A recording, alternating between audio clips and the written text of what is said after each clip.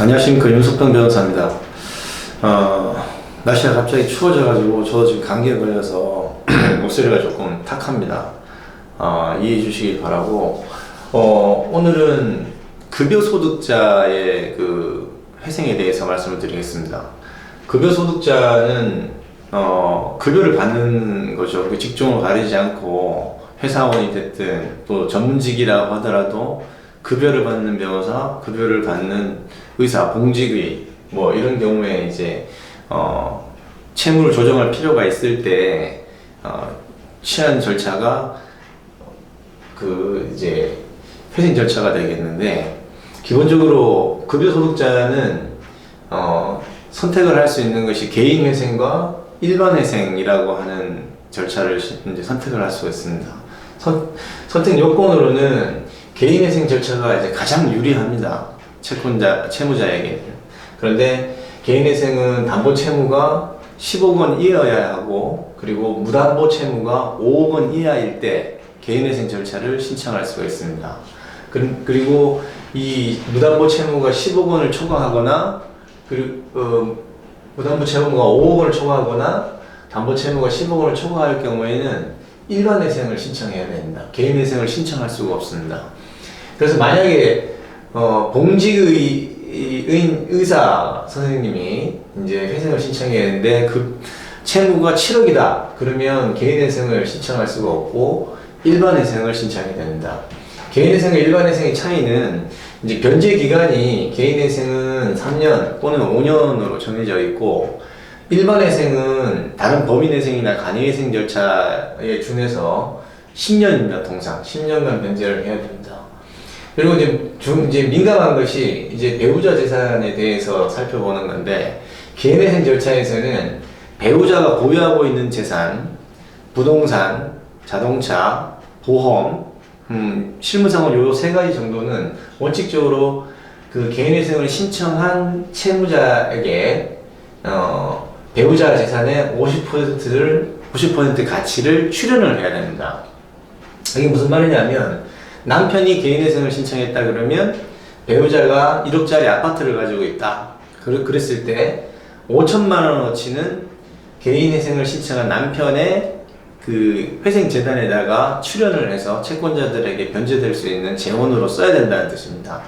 그런데 예외적으로는 배우자가 이제 그 해당 재산 1억짜리 아파트를 취득한 데 있어서 기여도를 입증할 수 있는 경우가 있습니다. 가령 배우자가 친정 아버지로부터 상속을 받았거나 증여를 받았거나, 또는 배우자도 별단의 소득 활동을 하고 있어서 그 해당 1억짜리 아파트를 취득하는 데 있어서 자기 기여가 100%다 그러면 이제 출연재산 50%는 하지 않게 됩니다. 그래서 기여도에 따라서 출연을 하지 않을 수도 있고 50% 비율에서 저감시킬 수도 있습니다. 그런데 일반 회생에서는 원칙적으로 배우자 보유 재산에 대해서 50%를 출연해라 이런 얘기는 하지 않습니다.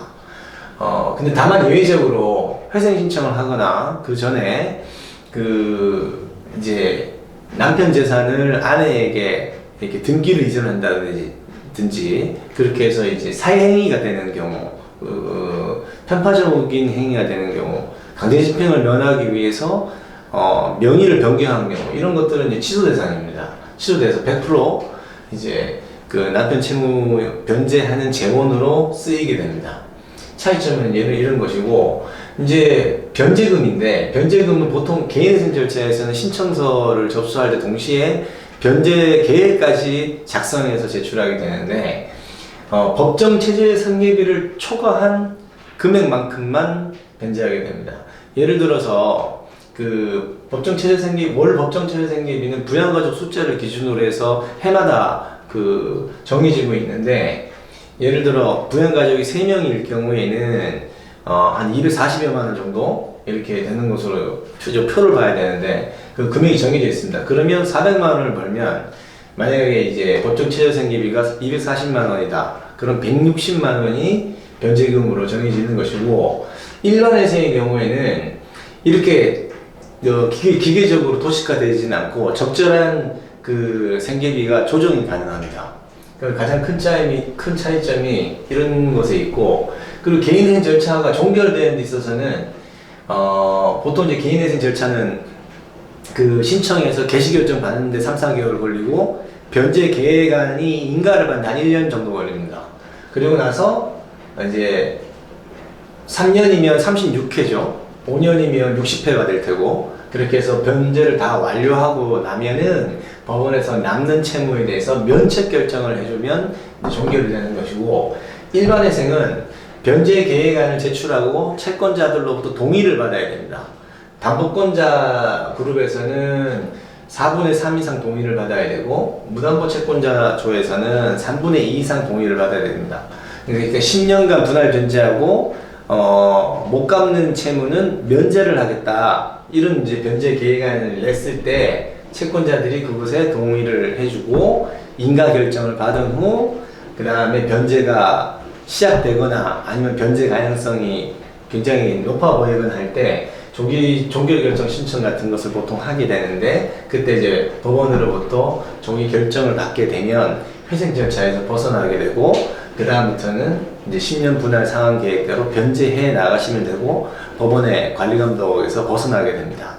개인회생과 일반회생은 급여소득자들이 이제 그 채무 과도할 때 검토해 볼 수 있는 것인데, 가장 유리한 것은 개인회생 절차이기 때문에 가급적 부채가 누적 증가하기 전에 검토하시는 것이 바람직하고, 그리고 이 개인회생을 신청할 수 없는 경우에는 어쩔 수 없이 일반회생을 신청해야 되기 때문에 일반회생에 관한 이런 여러 가지 그 점검 사항들 사전에 전문가와 한번 상담을 꼭 해보시길 바랍니다.